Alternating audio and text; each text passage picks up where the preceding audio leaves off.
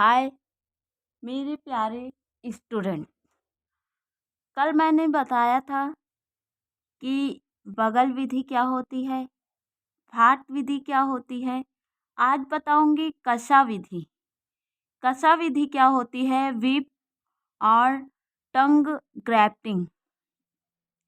इसमें स्टाक तथा सियान को तिरछा काटा जाता है तथा इनमें एक एक कांच भी बना दी जाती है। सियान की खांच को स्टाक की खांच में फिट कर दिया जाता है। तत्पश्चात दोनों के जोड़ को सुतली से बांधकर मोम का लेप कर दिया जाता है। यानी इसमें क्या होता है कि हम जैसे ऐसे तिरछा काटते हैं और फिर इसको लगाते हैं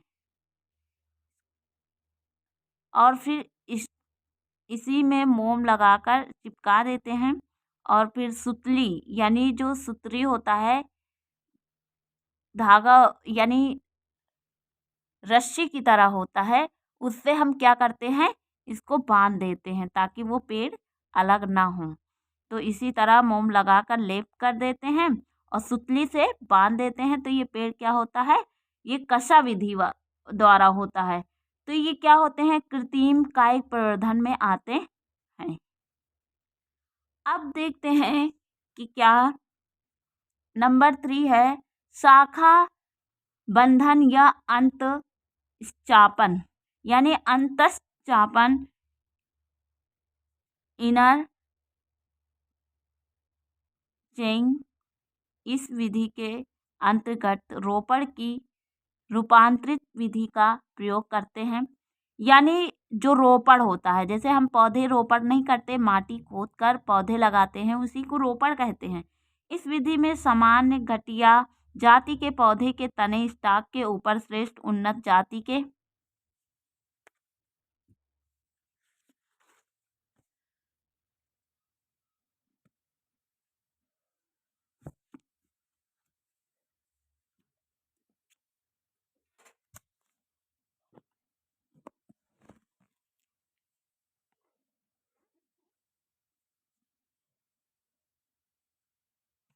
उन्नत जाति के यानी उन्नत जाति के तने सियान को परस्पर जोड़ा जाता है। इस प्रक्रिया को प्रारंभ करने से पूर्व स्टॉक या सियान दोनों के एक ओर से के तने काष्ठीय भाग को 5 से 7 सेंटीमीटर की लंबाई तक छीलकर अलग कर देते हैं। अब दोनों छिले हुए तनों के हिस्से को परस्पर जोड़कर मिट्टी का लेप अच्छी तरह लगाकर चारों ओर से मांस घास से ढककर सुतली या धागे से भली प्रकार बांध देते हैं। यानी क्या करते हैं, भली बात बांध देते हैं। 3 से 4 माह के पश्चात जब दोनों तनों के कटे हुए भाग आपस में पूरी तरह जुड़ जाएं, तब स्टॉक के जोड़ से ऊपर के भाग को तथा सियान के जोड़ से निचले भाग को काट कर अलग कर दिया जाता है। ऐसे नवनिर्मित पौधे में सभी लक्षण गुण उन्नत जाति के पौधे के आ जाते हैं। इस विधि का उपयोग विशेषकर फलदार वृक्षों को तैयार करने में किया जाता है। उदाहरण है आम, लीची व अमरूद आदि। जैसे पेड़ क्या होते हैं, छोटे होते हैं, तो हमें उन्हें क्या करना होता है, दूसरे पेड़ उसमें हम कैसे प्रयोग करते हैं, तो हम इसी के द्वारा, जैसे ये पोटेड प्लांट स्टॉक ब्रांचेस, यानी ये जो ब्रांचेस गई हैं ये ब्रांचेस हैं और ये स्टॉक है, ये क्या है, स्टॉक है और लिवेज यानी ये पत्तियां हैं।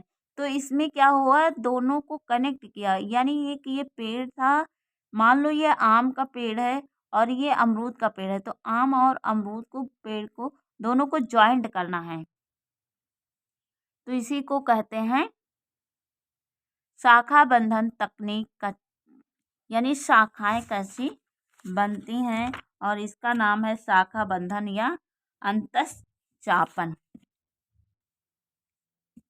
अब आता है कली लगाना, यानी आप कली लगाना, वुडिंग करना।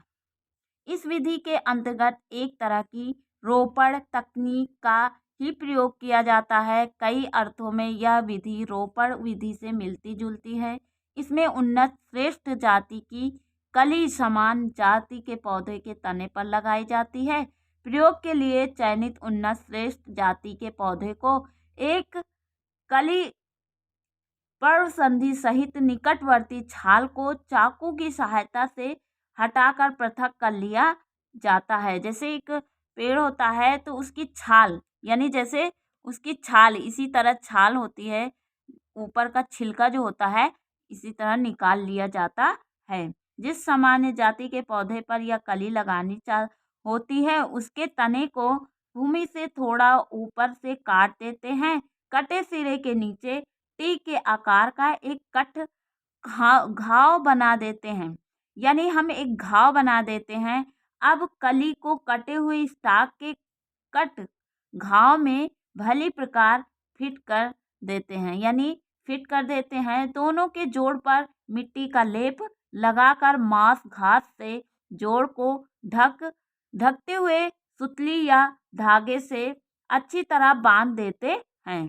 जैसे आप लोग ये चित्र देख रहे हो, पहले कली को काट लिया जाता है और फिर इसी तरह लगा के इसमें माटी का लेप लगाकर इसको सुतरी से बांध देते हैं। ध्यान रखें केवल कली ही बाहर निकली रहे, यानी सिर्फ कली ही बाहर निकली रहे, उसका जो नीचे का तना होता है उसका वो नहीं निकलना चाहिए। जैसे ये तना है तो ये नहीं निकला हुआ दिखाई नहीं देना चाहिए। कुछ समय पश्चात कली तने स्टाक से पूर्णतः जुड़ जाते हैं, यानी यही कली क्या होती हैं, स्टॉक, यानी ये क्या है, स्टॉक से जुड़ जाते हैं और क्रमशः वृद्धि करके शाखाएं विकसित करती हैं। यानी यही फिर क्या करती हैं, विकसित हो जाती हैं शाखाओं के रूप में, यानी एक टहनी के रूप में, पत्तियों के रूप में वो विकसित हो जाती हैं। इस प्रकार उन्नत किस्म का पौधा बनकर तैयार हो जाता है, यानी फिर एक पौधा बनकर तैयार हो जाता है।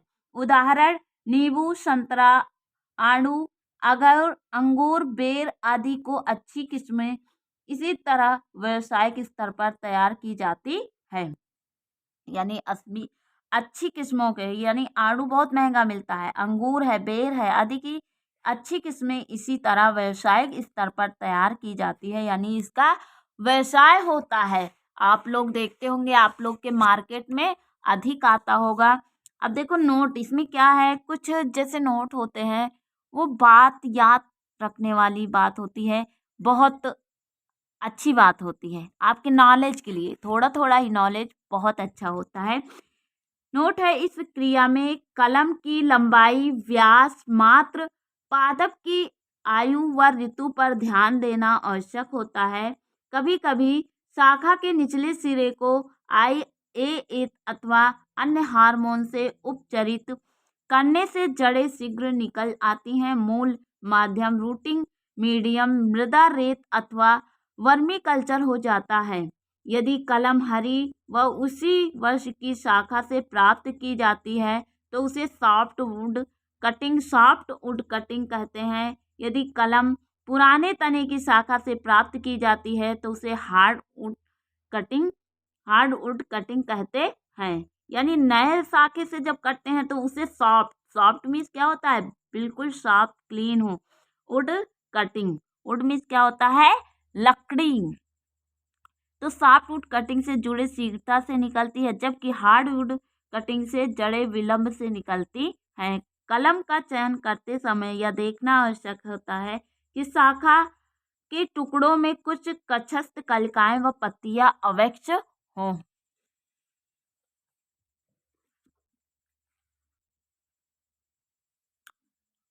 नंबर 5 है दाब लगाना।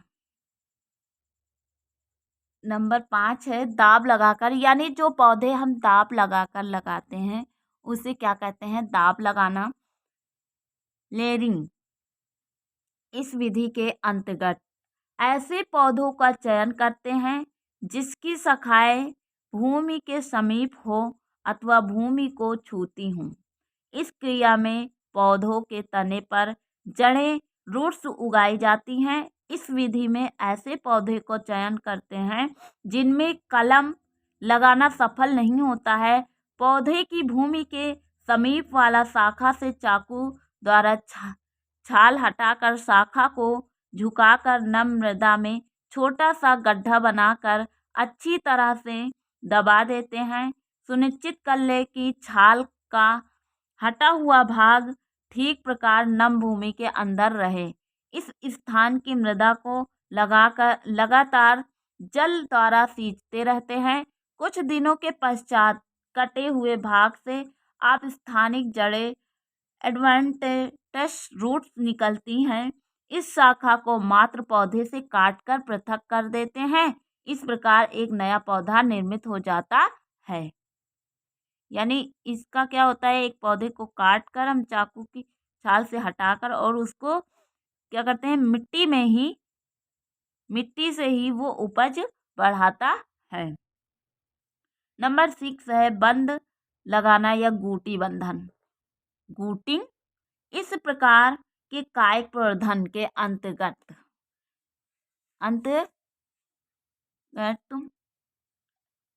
प्रवर्धन के अंतर्गत ऐसे पौधे का चयन किया जाता है जो काफी ऊंचे होते हैं और उनकी शाखाएं भी ऊंचाई पर स्थित होती हैं। इस विधि में एक स्वस्थ शाखा का चाकू से काटकर छाल को पृथक कर देते हैं। यानी चाकू से हम काट के उसके छाल को पृथक कर देते हैं, यानी इसके ऊपर छाल लगी रहती है, उस छाल को हम अलग कर देते हैं। छाल रहित भाग पर गीली मिट्टी का लेप लगाकर चारों ओर से कपड़ा लगा कर बांध देते हैं। यानी इसके तरफ जो छाल निकालते हैं उसके तरफ मिट्टी लगा के लेप लगा देते हैं मिट्टी का, और फिर क्या करते हैं, इसे गूटिंग कहते हैं। इस तैयार गूटी के ऊपर किसी शाखा में रस्सी से मिट्टी के एक घड़े को उसकी पेंदी में एक छेद करके जल से भरकर बांध देते हैं ताकि गूटी की मिट्टी जल से भीगी रहे। यानी गूटी की मिट्टी जल से भीगी रहे।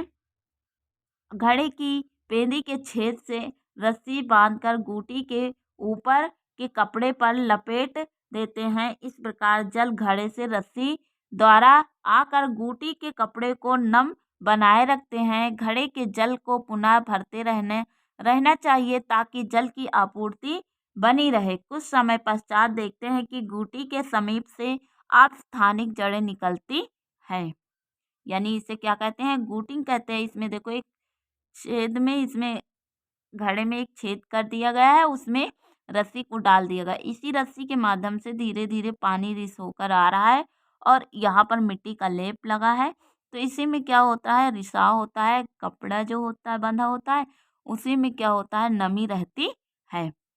कुछ समय पश्चात देखते हैं कि गूटी के समीप से स्थानिक जड़ें निकलती हैं। गूटी से प्राप्त जड़ों के निकलने के पश्चात जड़ के पिछले भाग से शाखा को काट कर पृथक कर देते हैं और इसे अन्यत्र नम भूमि में दबा देते हैं। यह शाखा कुछ समय पश्चात नए पौधे में विकसित हो जाता है। आज के लिए इतना ही।